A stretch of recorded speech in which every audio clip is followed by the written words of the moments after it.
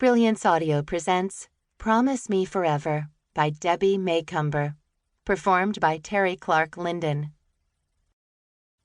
Joy Neilsen brushed a dark strand of curly hair away from her face and straightened her shoulders. She stood in front of the closed door, strengthening her resolve. She'd been told what to expect. Absently, her hand smoothed the pants of the uniform she wore as a physical therapist. This was a new case, and she couldn't help feeling apprehensive after listening to Dr. Phelps. Determined, she forced a smile and opened the door. Quickly, her brown eyes scanned the interior. Although the sun was shining, the draperies were closed and the room was filled with dark shadows. A solitary figure in a wheelchair stared silently into the distance.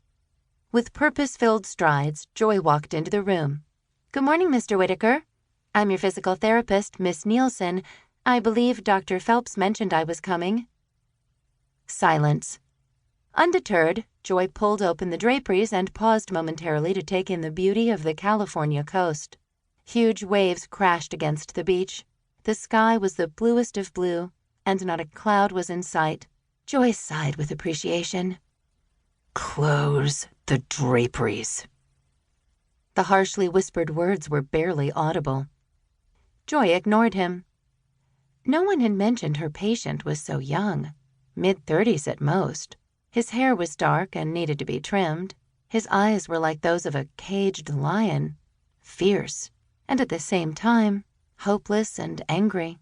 It wasn't difficult to see that this man had once been vital and proud. But he was close to being broken.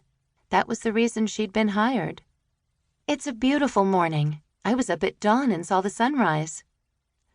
"I said close the draperies." There was no doubting the command a second time. He squinted against the light. "I'll be bringing in breakfast in just a few minutes, if you'd like to get ready." His mouth thinned. His two large hands rotated the chair to her side. "Would you like to eat on the deck?" she asked. Ignoring her, he leaned forward, grabbed the draperies pulley, and tugged them closed.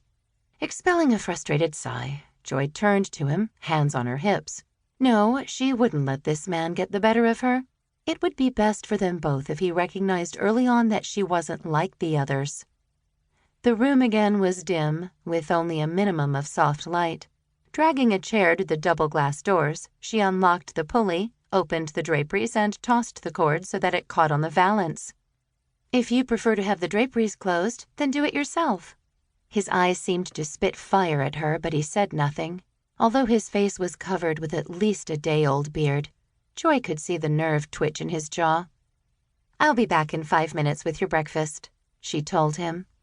She closed the door on her way out and paused to inhale a deep breath.